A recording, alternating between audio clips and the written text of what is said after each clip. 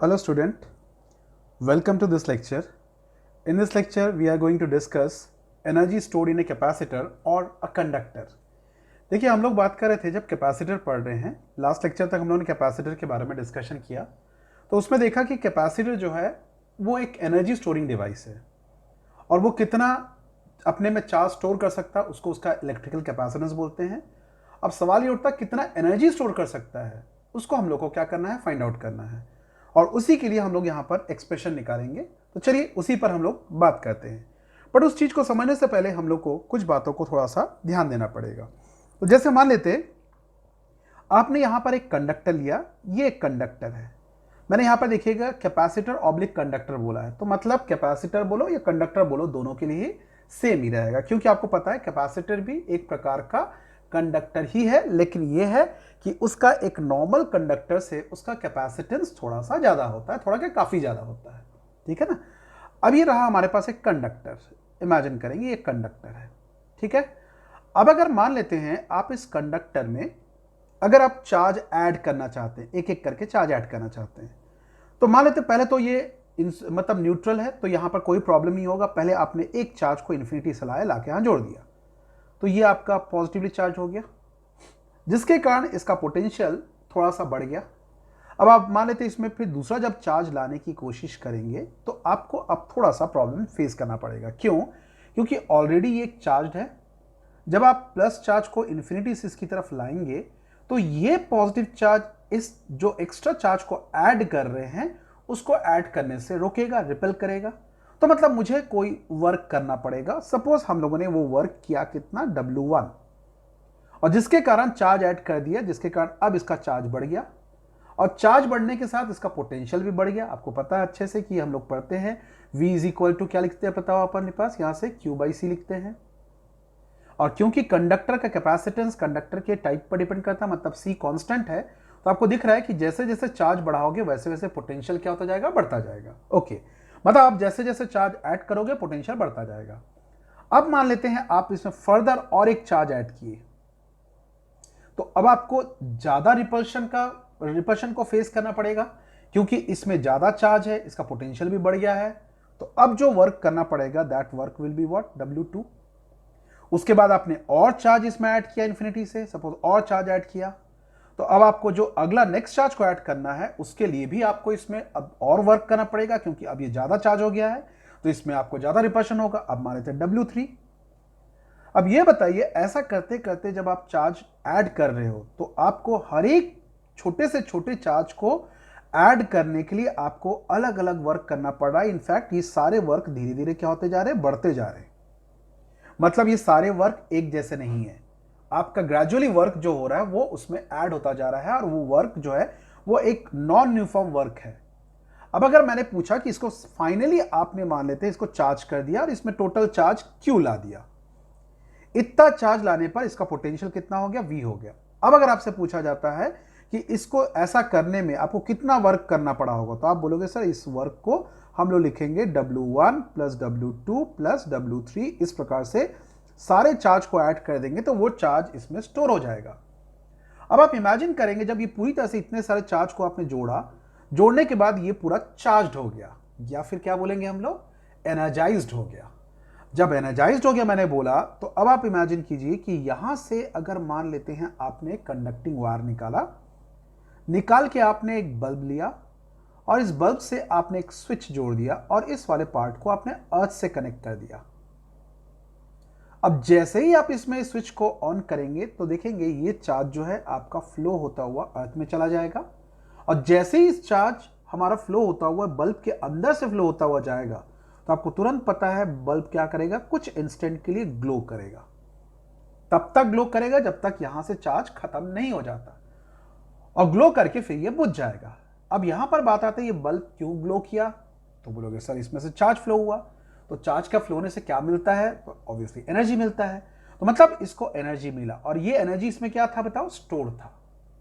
तो इसीलिए आपने जो वर्क किया वो इस कंडक्टर में या कैपेसिटर में एनर्जी के फॉर्म में स्टोर हो गया है, और हमारा अगला जो पर्पस है वो एनर्जी को ही कैलकुलेट करना है कि एक कैपेसिटर या कंडक्टर में कितना एनर्जी स्टोर हुआ है। और यहाँ पे ध्यान रखेंगे हम लोग को टोटल वर्क निकालना है इसको ऐड करने के लिए। अब जब वर्क निकालोगे तो वहां पर थोड़ा सा इंपॉर्टेंट बात को ध्यान रखेंगे, ये वर्क यूनिफॉर्म नहीं है। और आपको पता है कभी भी जब हम लोग नॉन यूनिफॉर्म चीज़ों को ऐड करते हैं तो हम लोग एक मैथ्स का एक टेक्निक का यूज करते हैं, उस टेक्निक को बोलते हैं हम लोग इंटीग्रेशन। तो हम लोग यहाँ पर इंटीग्रेशन मेथड से प्रॉब्लम को डील करेंगे। चलिए अब हम लोग आगे बढ़ते हैं। ये एक कंडक्टर है और इस कंडक्टर का कैपेसिटेंस मान लेते C है। तो आपको पता है कैपेसिटेंस तो कांस्टेंट होगा क्योंकि कंडक्टर का शेप साइज के ऊपर डिपेंड करता है, तो ये कांस्टेंट है। अब आप इमेजिन कीजिए यहाँ पर कि अब आप इसमें किसी इंस्टेंट में मान लेते इसमें चार्ज कितना है, Q है, ठीक है। तो उस हिसाब से देखा जाए तो हमारे पास इसमें अभी चार्ज, तो इसका पोटेंशियल क्या होगा, V इज इक्वल टू क्या लिखेंगे आप लोग, Q/C लिखेंगे, ठीक है। यहां तक तो क्लियर हो गया अपने पास, C जहां पर कांस्टेंट है। अब मान लेते हैं आप यहां पर एक बहुत छोटा सा चार्ज ऐड करना चाहते हैं और वो चार्ज का वैल्यू कितना है, dq है। तो अब आपको चार्ज जब ऐड करना होगा तो उसको ऐड करने के लिए आपको एक बहुत छोटा सा वर्क करना पड़ा होगा, and obviously that work will be equal to, आपको पता है, चार्ज इनटू पोटेंशियल डिफरेंस। ये एक्सप्रेशन हम लोग पढ़े थे पोटेंशियल के शुरू के पोर्शन में, कि work done is equal to charge into potential difference. तो इसमें हम लोगों ने इतना चार्ज ऐड कर दिया। अब यहां से देखेंगे अगर मैं पूरा मान लेते हैं मैंने इसमें बहुत सारा चार्ज ऐड किया और टोटल इसमें Q, capital Q charge add करना था, उसमें कितना वर्क हुआ, तो मैं टोटल वर्क निकालता हूं। एंड टोटल वर्क निकालने के लिए आपको क्या करना पड़ेगा, इंटीग्रेशन, ठीक है। इंटीग्रेशन क्या लिखेंगे, V dq, और कितना चार्ज से कितना चार्ज से, 0 चार्ज से लेकर कैपिटल Q चार्ज तक ऐड करने में। अब जैसा कि आपको पता है किसी इंस्टेंट में आपने देखा V is equal to Q/C है, तो V इज इक्वल टू जब Q/C है तो आप यहां पर आगे लिख सकते हैं, और ये जो वर्क है वो इसमें पोटेंशियल एनर्जी के फॉर्म में स्टोर हो गया।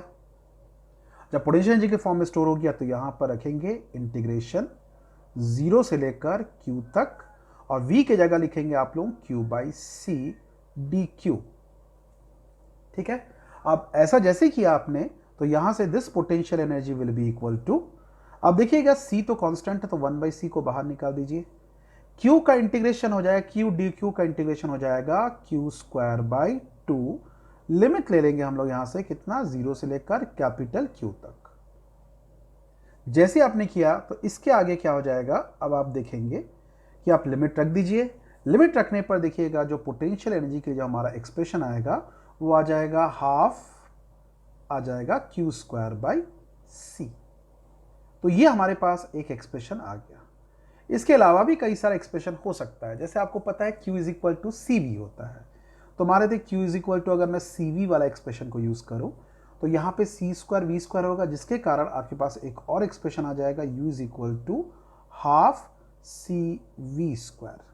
तो ये भी हमारे पास एक एक्सप्रेशन आ गया, ठीक। अगर मैं C और V को अलग अलग ले लेता हूं तो U इज इक्वल टू आपके पास आ जाएगा हाफ C इंटू क्या लिखेंगे बताइए, CV, और आपको पता है CV जो होता है that is equal to Q, तो हमारे पास एक और एक्सप्रेशन बन जाता है U is equal to half क्या लिखेंगे, Q इंटू C।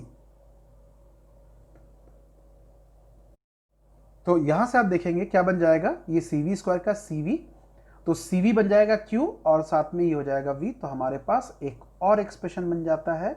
वो एक्सप्रेशन कुछ इस प्रकार से होता है। तो हमारे पास 3 तरह का एक्सप्रेशन है कि किसी भी कंडक्टर या किसी भी कैपेसिटर में कितना एनर्जी स्टोर हो रहा है, उसको हम इस तरह से आइडेंटिफाई कर सकते हैं। अब यहां पर बहुत जरूरी बात, इसको हम लोग समझते हैं, जिसको आपको आगे वाला इलेक्ट्रोमैग्नेटिक वेव्स वाला चैप्टर में इसका यूज होने वाला है, इसके बारे में बात करेंगे। ओके, तो चलिए हम लोग आगे के बारे में बात करते हैं। देखिए इसका ये वाला जो पोर्शन है, ये वाला टॉपिक में है, हम लोग लास्ट से ही देख रहे हैं, हम लोग वो था एनर्जी था, अब हम लोग देखते हैं एनर्जी डेंसिटी। एनर्जी डेंसिटी का मतलब होता है energy stored per unit volume. तो एनर्जी डेंसिटी को हम लोग स्मॉल यू से रिप्रेजेंट करते हैं, that will be equal to, आप लिखेंगे energy stored per unit volume. अब हम लोग इसको थोड़ा सा सिंप्लीफाई करने की कोशिश करते हैं। ध्यान रखना एक बहुत बहुत इंपॉर्टेंट टॉपिक है ये वाला, इसको आप प्लीज किसी तरह से भी इग्नोर नहीं करेंगे, ठीक है। अब जैसे आपने ये ले लिया तो अब आगे बढ़ते हैं हम लोग। यहाँ से क्या होगा, अगर आप थोड़ा सा सोचो यहाँ से U का वैल्यू क्या होगा, तो वॉल्यूम, तो बोलोगे सर किसका वॉल्यूम, तो जब मैं किसका वॉल्यूम, तो हम लोग क्या काम करते हैं, एक अपनी सुविधा के लिए हम लोग एक कैपेसिटर ही एज्यूम कर लेते हैं, क्योंकि एनर्जी भी, कैपेसिटर भी तो एनर्जी स्टोर करता है। तो ये रहा हमारे पास एक कैपेसिटर, ओके। और इस कैपेसिटर का जो प्लेट है, उस प्लेट का एरिया आपको पता है ए होता है, और इनके बीच का जो डिस्टेंस होता है उस डिस्टेंस को हम लोग लिखते हैं स्मॉल डी। अब अगर मैं पूछता हूँ इसके अंदर का जो वॉल्यूम होगा, क्योंकि एनर्जी इतने अंदर में रहता है, तो इसका वॉल्यूम अगर पूछा जाए तो volume is equal to area into length, मतलब जो वॉल्यूम होगा उस वॉल्यूम को आप लिखेंगे कितना, बताइए, ए इंटू डी। और आपको पता है कि एक कैपेसिटर का जो कैपेसिटेंस होता है सी, दैट इज इक्वल टू क्या लिखते हैं आप लोग, A epsilon naught by D. बस इतने से हमारा काम हो जाएगा। अब देखिएगा यहाँ पर क्या करते हैं, हम लोग को एनर्जी डेंसिटी निकालना है, तो energy density U is equal to, आप क्या लिखेंगे यहाँ से, U is equal to capital U, मतलब आप लिख सकते हैं यहाँ पर हाफ सी वी स्क्वायर लिख सकते हैं, तो half C V square by volume, तो वॉल्यूम की जगह आप क्या लिख सकते हैं बताओ, यहाँ से A इंटू डी हो गया यहाँ से। अब C का वैल्यू आप रखिए A epsilon naught by D, तो यहाँ से लिखेंगे आप लोग this will be equal to half C के जगह लिख देंगे A epsilon naught by D, तो जब ये करेंगे तो ये हो जाएगा A हो जाएगा, D तो है ही है और एक और D आ गया, ठीक, और साथ में क्या हो जाएगा V स्क्वायर, ठीक है। C की जगह A epsilon naught by D, और AD तो ऑलरेडी था ही था, देखो A और A कट गया, तो हमारे पास जो अगला एक्सप्रेशन बच रहा है, तो देखिए क्या बच रहा है अपने पास, यहाँ से बच रहा है कि energy density U is equal to अपने पास रहेगा हाफ एप्सिलॉन नॉट और V square by D square, V square by D square. अब आपको मैंने पोटेंशियल डिफरेंस और इलेक्ट्रिक फील्ड के बीच में एक रिलेशन बताया था, याद करना। आप लिखते थे E is equal to minus D V by D R, है ना, D V by D R लिखते थे, या D V by D X, whatever it में भी, जहां पे डी वी क्या होता था, दो पॉइंट के बीच का पोटेंशियल डिफरेंस होता था, और डी आर जो था उन दोनों पॉइंट के बीच का डिस्टेंस होता था। यहां पे जो V है, ये दोनों प्लेट के बीच का पोटेंशियल डिफरेंस V हो गया, और दोनों प्लेट के बीच का जो डिस्टेंस है उसको अगर आप D ले लेते हैं, तो ये पूरा वैल्यू जो V बाई डी है उसको मैं E लिख सकता हूं, तो V बाई डी जो है इसे आप लिख सकते हैं E stands for electric field, जिसके कारण हमारे पास जो इसका रिजल्ट आएगा वो रिजल्ट बनेगा कि U energy density is equal to half epsilon naught E square. एक बहुत ही ज़्यादा, बहुत ही इंपॉर्टेंट रिलेशन है, प्लीज़ इसको बहुत अच्छे से आप दिमाग में रखेंगे, क्योंकि आपका जेई मेन से लेकर जेई एडवांस तक के लेवल में इस प्रॉब्लम को हम लोग इस फॉर्मूले को यूज़ करने वाले हैं, बहुत ज़्यादा यूज़ होने वाला है ये, ठीक है, एनर्जी डेंसिटी का फॉर्मूला, ठीक। तो this is the energy density in terms of electric field, okay. और अगर मान लेते इस मीडियम में कहीं कोई डायलेक्ट्रिक आ जाता है, तो उस केस में हमारा यही एक्सप्रेशन चेंज होकर चला जाएगा, for dielectric medium, for dielectric medium, ठीक है, डायलेक्ट्रिक मीडियम क्या हो जाएगा, डायलेक्ट्रिक मीडियम के लिए यही चीज हो जाएगा, U इज इक्वल टू, आप U डैश ले लीजिए, हाफ एप्सिलॉन नॉट की जगह आ जाएगा epsilon naught epsilon R E का स्क्वायर। मैं बार बार रिपीट कर रहा हूं, ये वाला जो एक्सप्रेशन है, ये एक्सप्रेशन आपके बहुत काम आने वाला है आगे जाकर। एडवांस के प्रॉब्लम, जो जेई एडवांस के प्रॉब्लम, इसमें तो बनते ही बनते हैं, और ये एक्सप्रेशन कई बार डायरेक्टली आप लोगों के जेई मेंस या नीट में पूछ देता है, आपको इसके लिए तैयार रहना पड़ेगा। चलिए, ये तो था एनर्जी डेंसिटी के बारे में बात करी हम लोग। चलिए कुछ और भी चीज के बारे में हम लोग यहां पर डिस्कस करते हैं। अभी एक बहुत इंपॉर्टेंट रिजल्ट है, इस रिजल्ट को बड़े ध्यान से देखिएगा, ये आपको बहुत जगह इसका हम लोग का जरूरत पड़ेगा। क्या है देखिएगा तो समझेंगे। ये इंपॉर्टेंट रिजल्ट ऐसा है कि मान लेते हैं आपने एक कैपेसिटर को आपने एक बैटरी के साथ कनेक्ट किया, जिसके साथ कैपेसिटर चार्ज हो गया। चार्ज हो गया तो उसमें चार्ज कितना आया, Q आया, मतलब एनर्जाइज्ड हो गया। अब अगर मैं पूछता हूं कि इसमें चार्ज रखने के लिए बैटरी को कितना वर्क करना पड़ा, तो अगर आपसे ये बोला जाए कि work done by the battery calculate किया जाए, तो work done by the battery क्या होगा, तो या सेल, जो भी लिख लो, वर्क डन बाय सेल या battery, what ever it may be, तो लिखेंगे, बोलेंगे सर इसमें क्या रखा है, हमको पता है work done is equal to charge into potential difference, कितना चार्ज जमा किया, क्यू चार्ज जमा किया, कितना पोटेंशियल डिफरेंस है V, तो चार्ज इनटू पोटेंशियल डिफरेंस, ये वर्क डन हुआ। अब अगर आपसे पूछा जाता है कि चलो ये बताओ कैपेसिटर में कितना एनर्जी स्टोर हुआ, तो बोले सर वो तो अभी भी आपने पढ़ाया, energy stored in a capacitor, energy stored in capacitor, और जिसको आप लिख सकते हैं हाफ, कई सारा फॉर्म होता है, half C V square, half Q V, ठीक है, half Q square by C, कई सारा था, तो मैं यहां पे लिखता हूं हाफ क्यू इंटू वी। अब आता सबसे इंपॉर्टेंट रिजल्ट, आपका ऑब्जर्वेशन। आप इसमें इसको देख के आपको क्या ऑब्जर्वेशन मिलता है और ध्यान से देखिएगा। तो मेरे ख्याल से शायद आपको दिख रहा होगा, बैटरी वर्क डन कर रहा है कितना, क्यू इंटू वी, और एनर्जी स्टोर हो रहा कितना, हाफ क्यू इंटू वी। तो आपको लगता नहीं कि energy stored in the capacitor is equal to half the work done by the battery. Work done, जितना बैटरी वर्क डन का उसका आधा ही जमा होता है। ओके, अच्छी बात है, ये बहुत अच्छा रिजल्ट है। बोले सर आपने मैथमेटिकली बता तो दिया, लेकिन बाकी एनर्जी कहाँ गया, क्योंकि एनर्जी तो कंजर्व होता है, तो वो तो हम लोग लिखेंगे कहाँ गया उसके बारे में, तो बट पहले इस नोट को लिख लेते हैं हम लोग। क्या रहेगा ये नोट में कि एनर्जी स्टोर्ड,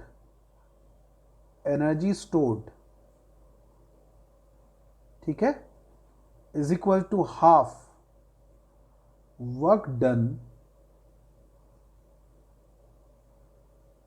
बाय सेल और बैटरी। एक बहुत बहुत बहुत इंपॉर्टेंट नोट, इसे आप बहुत अच्छे से प्लीज दिमाग में रखिएगा। अब आता है सवाल, अगला क्वेश्चन आपका जो आता है, बोले सर वो ठीक है आपने तो लिखवा दिया, हमको समझ में भी आ गया, आपने मैथमेटिकली इस चीज को प्रूव कर दिया, लेकिन वो आधा एनर्जी गया कहां पर। होता क्या है ना, जब आप इसको एनर्जाइज करते हैं तो इस वायर में से जब चार्ज का फ्लो होता है तो वायर में रेजिस्टेंस रहता है, जिसके कारण वो उस फ्लो को रेजिस्ट करता है। एक्चुअली चार्जिंग का प्रोसेस इंस्टेंटली हम लोग दिखाते हैं, लेकिन वो एक्चुअली इंस्टेंटली नहीं होता है। अगर आप थोड़ा सा गौर से समझो तो क्या हो रहा था, याद करना, ये एक न्यूट्रल प्लेट था, ये भी एक न्यूट्रल प्लेट था। ये पॉजिटिव टर्मिनल वाला जो पार्ट होता है बैटरी का, वो क्या करता है, यहां से नेगेटिव चार्ज को खींचता है। तो नेगेटिव चार्ज को जब खींचता है तो नेगेटिव चार्ज इधर फ्लो होता है, और ये नेगेटिव चार्ज फ्लो होता हुआ ऐसा जाता, जाके नेगेटिव चार्ज यहाँ पे एक्युमुलेट होता है, जिसके कारण यहाँ पर पॉजिटिव चार्ज आने लगता है धीरे धीरे, और यहाँ पर नेगेटिव चार्ज एक्युमुलेट होने लगता है। तो इस दौरान ये चार्ज का फ्लो होता रहता है, और इस चार्ज के फ्लो के दौरान हम लोग का क्या होता है, हीट जनरेट होता है। तो आधा एनर्जी हीट के फॉर्म में हमारा वेस्ट हो जाता है। तो हमारा एनर्जी कहा जाता है, तो energy loss is due to heat, मतलब डिसिपेटेशन ऑफ हीट के फॉर्म में क्या होता है, हम लोग का रिलीज हो जाता है। तो ये एक बहुत ही ज्यादा इंपॉर्टेंट रिलेशन था, जिसको आपको याद रखना पड़ेगा, इसको दिमाग में रखेंगे आप लोग, ठीक है। चलिए अब हम लोग आगे बढ़ते हैं, और मैं आपको कुछ एक आध दो इलस्ट्रेशन बताता हूं, इसमें से इलस्ट्रेशन को कैसे डील करेंगे हम लोग ना। ये हमारे पास एक इलस्ट्रेशन है। इस इलस्ट्रेशन में बोलता है कि ये एक कैपेसिटर है जिसका कैपेसिटेंस C0 है, और ये फिलहाल एयर कोर कैपेसिटर है। एयर कोर कैपेसिटर मतलब दोनों प्लेट के बीच में अभी हवा है। इनको हम लोगों ने एक पोटेंशियल डिफरेंस सोर्स बैटरी से जोड़ा, जिसका पोटेंशियल डिफरेंस कितना है, V है। तो ठीक उसी तरह से क्या हो जा रहा है यहाँ पर, ये पहला केस है। अब बोलता दूसरे केस में क्या किया गया, इसी कैपेसिटर में जो दोनों के बीच का खाली स्पेस था, वहां पर हम लोगों ने डाइलेक्ट्रिक को इंसर्ट कर दिया। तो अब आपसे पूछता है कि डाइलेक्ट्रिक इंसर्ट करने पर पोटेंशियल एनर्जी में क्या चेंज हुआ, मतलब या फिर energy stored in the capacitor में कितना चेंज हुआ। मतलब आपको चेंज निकालना, तो चेंज का मतलब यहाँ पर बढ़ा कम हुआ ये भी बताना पड़ेगा, और कितना चेंज हुआ उसके बारे में भी आपको डिस्कस करना पड़ेगा। तो पहले देखिए, आपसे अगर यहाँ पूछा जाए इसके कैपेसिटेंस कितना है, C0, ओके, तो इस समय जो एनर्जी होगा वो इनिशियल एनर्जी मैं लिख देता हूँ हाफ C0 V², ये एनर्जी हो गया, ओके। अब नेक्स्ट वाले केस में देखेंगे, जैसे ही आप कैपेसिटर के प्लेट के बीच में डाइलेक्ट्रिक को इंसर्ट कर दिए, तो ऑब्वियसली अब कैपेसिटेंस का वैल्यू चेंज हो जाएगा। और आपको मैंने बताया था, शायद ध्यान रखना, कि अगर आप दोनों प्लेट के बीच के स्पेस को अगर किसी डाइलेक्ट्रिक से फिल कर देते हैं, तो उसका कैपेसिटेंस क्या हो जाता है, पुराने वाले कैपेसिटेंस का k टाइम्स बढ़ जाता है। तो पहले कैपेसिटेंस कितना था, C0, आपने के इंट्रोड्यूस कर दिया, तो अब जो नया कैपेसिटेंस हो जाएगा वो क्या हो जाएगा, के टाइम्स ऑफ सी नॉट हो जाएगा। और ऑब्वियस सी बात है, आपको पता है के का वैल्यू डाइलेक्ट्रिक कांस्टेंट का वैल्यू ग्रेटर देन 1 होता है, देयरफॉर सी का वैल्यू ग्रेटर देन क्या हो जाएगा, C2 होगा, सी नॉट होगा। अब अगर आपसे पूछा जाता है कि चलो बताओ इसमें फाइनल एनर्जी इसमें क्या होगा, अब बैटरी से कनेक्टेड है, ध्यान देंगे ना, तो उस केस में U final is equal to क्या लिखेंगे, हाफ सी वी स्क्वायर। देखिए बैटरी तो वही है, बैटरी तो वही है, पोटेंशियल डिफरेंस में चेंज नहीं हो रहा है। अब यहां पर क्या करेंगे आप, U final is equal to आप लिखेंगे यहां से हाफ सी की जगह लिखेंगे के सी नॉट वी का स्क्वायर। तो यहां पर दिख रहा होगा कि हमारा जो फाइनल है वो इनिशियल का के टाइम्स है, मतलब एनर्जी भी आपका के टाइम्स बढ़ गया है। अब आपसे पूछा जाता है चेंज इन एनर्जी, तो मतलब एक तो चीज समझ में आ गया, यू एफ का जो वैल्यू है वो ग्रेटर देन यू आई है, मतलब energy stored in the capacitor will increase. ऐसा करने से, डाइलेक्ट्रिक को इंट्रोड्यूस करने से कैपेसिटेंस बढ़ जाता है, कैपेसिटेंस बढ़ने का मतलब एनर्जी भी बढ़ जाता है। ओके, ये तो हो गया एक इश्यू। दूसरा बोलता है कितना बढ़ा है, तो चलिए उसको डेल यू से रिप्रेजेंट करते हैं हम लोग। डेल यू इक्वल टू क्या लिखेंगे हम लोग, लिखेंगे you final minus you initial. Okay, अब यू फाइनल का कैसे करेंगे हम लोग, यू फाइनल के लिए लिख सकते हैं आप लोग सीधा सीधा यहां पर, अगला एक्सप्रेशन आप डायरेक्टली लिख सकते हो, यहां पर क्या हो जाएगा, half K C naught V का square minus half C naught V का स्क्वायर। और जब ऐसा करोगे तो हमारे पास जो फाइनल रिजल्ट आ जाएगा वो आ जाएगा चेंज इन एनर्जी होगा, हम लोग लिखेंगे हाफ सी नॉट वी का स्क्वायर के माइनस 1। तो ये हमारा इसके एनर्जी में चेंज आएगा। तो आप एक चीज देखे होंगे, अगर आप बैटरी से कनेक्टेड रखते हो तो कैपेसिटर के बीच के जो प्लेट रहता है उनके बीच का पोटेंशियल डिफरेंस में कोई चेंज नहीं होता। ठीक है, ये एक बहुत अच्छा और बहुत इंपॉर्टेंट एक रिजल्ट या इलस्ट्रेशन की तरह अब याद रखेंगे। चलिए आगे बढ़ते हैं, हम लोग नेक्स्ट बात करते हैं, नेक्स्ट क्या होने वाला है। ठीक है, इस वाले केस को बड़े ध्यान से देखिएगा। ये क्या केस क्या बोलता है कि यहां पर आपको बता रहा है कि ये एक कैपेसिटर है जिसका कैपेसिटेंस सी नॉट है, इसको बैटरी से चार्ज किया गया, चार्ज करके अलग कर लिया गया, मतलब बैटरी अब कनेक्टेड नहीं है। अब इसमें चार्ज कितना स्टोर हो गया, क्यू नॉट स्टोर हो गया। अब ये बोलता है अब इस कैपेसिटर के दोनों प्लेट के बीच में एक डाइलेक्ट्रिक को इंसर्ट कर दिए। तो डाइलेक्ट्रिक को इंसर्ट करने पर आपको पता है डाइलेक्ट्रिक मतलब इंसुलेटर, और इंसुलेटर को इंसर्ट करने पर कोई चार्ज का फ्लो कहीं से भी कुछ नहीं होने वाला। मतलब अगर ऐसा सिचुएशन है, मतलब कहीं से भी चार्ज में कोई चेंज नहीं आ रहा है, चार्ज अभी भी वही रहेगा। ठीक है, इसमें समझ में आ रही चीज दिख रहा है आपको। अब इस केस में अगर आपसे पूछा जाए, क्वेश्चन आपका फिर से वही है कि एनर्जी में क्या कोई चेंज होगा, और अगर एनर्जी में कोई चेंज होगा तो कितना होगा, बढ़ेगा या कम होगा। अब क्योंकि यहां पर V वगैरह तो दिया नहीं है, तो अब आप एक काम करेंगे, यहां पर आप एनर्जी निकालेंगे, इनिशियल एनर्जी निकालेंगे, इसका क्या लिखेंगे, हाफ लिखते आप लोग, क्या बताइए, क्यू नॉट का स्क्वायर बाई सी नॉट। ठीक है, अब यहां पर जब जाएंगे तो आपको पता है डाइलेक्ट्रिक को इंट्रोड्यूस करने पर जो नया कैपेसिटेंस है वो पुराने वाला कैपेसिटेंस का के टाइम्स बढ़ जाएगा। जैसे ये हो गया तो यू फाइनल का वैल्यू जब निकालेंगे, U final, so U final is equal to क्या लिखेंगे, हाफ, चार्ज में तो कोई चेंज नहीं हो रहा तो क्यू नॉट का स्क्वायर, बट कैपेसिटेंस में चेंज हो जा रहा तो नया कैपेसिटेंस सी, जिसके कारण हमारे पास क्या आ जा रहा है, U final is equal to हम लोग लिखेंगे हाफ, ठीक है, यहां से लिखेंगे क्यू नॉट का square by K C not. अब देखोगे डिनोमिनेटर में वैल्यू बढ़ गया है, तो इससे क्या समझ में आया आपको, इससे आपको समझ में आया कि यू फाइनल का value less than you initial है। मतलब ऐसा करने पर एनर्जी हमारा क्या हो जाता है, कम हो जाता है, और जब एनर्जी कम हो गया तो अब आपको चेंज निकालना पड़ेगा। तो चेंज निकालते हैं हम लोग, तो अब देखते हैं चेंज इन एनर्जी। तो चेंज इन एनर्जी ऑब्वियसली कितना आएगा, you final minus you initial. ठीक है, और जब हम लोग इसका निकालेंगे तो इसका वैल्यू कितना आ जाएगा, यू फाइनल मतलब half Q square by K C naught minus half Q square by C naught. जिससे हमारे पास जो फाइनल रिजल्ट आता है वो आता है आपके पास half Q square, in fact Q naught का square, not actually Q square, Q naught का square by C naught 1/k -1। अब आगे आप सोचोगे, बोलोगे सर फिर एनर्जी का जो लॉस हुआ, कम हुआ, वो गया कहां पर? उसके बारे में मैं आपको आगे के टॉपिक में बताऊंगा कि हुआ क्या है। डाइलेक्ट्रिक इंसर्ट करने पर ठीक है, वो तो मैथमेटिकली दिख रहा है कि हमारा कैपेसिटेंस कम हो गया, कैपेसिटेंस बढ़ गया, ठीक है, लेकिन एनर्जी क्यों कम हो गया, तो उसके बारे में अपन थोड़ा सा बाद में बात करेंगे। ठीक है, तो ये हमारे पास दो इंपॉर्टेंट इलस्ट्रेशंस था जिसको आपको बहुत बहुत अच्छे से दिमाग में रखना है, क्योंकि ये हमारे आगे के बहुत सारे चैलेंजिंग प्रॉब्लम को सॉल्व करने में हमारी मदद करेगा। ओके, चलिए अब हम लोग इसमें आगे के बारे में बात करेंगे। देखिए, ये वाला जो मैंने आपको प्रॉब्लम दे रहा हूं, ये आप लोगों के होमवर्क के लिए रहेगा। आपको बता रहा है कि एक कैपेसिटर है, पैरेलल प्लेट कैपेसिटर है जिसका कैपेसिटर सी नॉट है।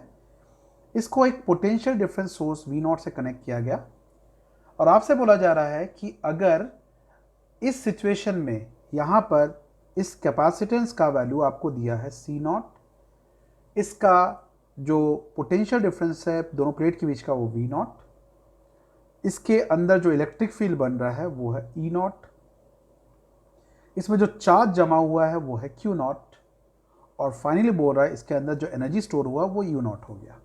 ये इतना सारा काम यहाँ पे हुआ है। अब नेक्स्ट केस में बोलता है कि ऐसे जब ये बैटरी से कनेक्टेड है, इस दौरान इसके अंदर प्लेट के बीच में एक डाइलेक्ट्रिक को इंसर्ट किया गया जिसका डाइलेक्ट्रिक कांस्टेंट कितना दिया हुआ K, और अगर डाइलेक्ट्रिक कांस्टेंट K दिया हुआ है तो तब अपने पास कोई इश्यू नहीं है। अब आपसे अगला चीज यही पूछता है कि अगर डाइलेक्ट्रिक कांस्टेंट K है तो पूछ रहा है आपसे कि अब इसका कैपेसिटेंस क्या होगा, पहला क्वेश्चन। दूसरा क्वेश्चन, इसका पोटेंशियल डिफरेंस क्या होगा। तीसरा क्वेश्चन, इसका इलेक्ट्रिक फील्ड का वैल्यू क्या होगा प्लेट के बीच का। और चौथा होगा, इसमें कितना चार्ज स्टोर होगा वो बताइए, और इसमें कितना एनर्जी स्टोर होगा ये बताइए। ये जो मैंने आपको क्वेश्चन दिया है ये एक बहुत ही ज़्यादा इंपॉर्टेंट क्वेश्चन है आपके बोर्ड के पॉइंट ऑफ व्यू से एंड आपके जेई और नीट के पॉइंट ऑफ व्यू से। तो प्लीज़ इसको एक बार आप सॉल्व करने की कोशिश कीजिएगा, और नहीं बना तो मैं आपको इसको नेक्स्ट लेक्चर में इसको पूरा डिटेल्स में आपको समझाऊंगा। ओके, तो चलिए, till then bye, take care and have a nice time ahead.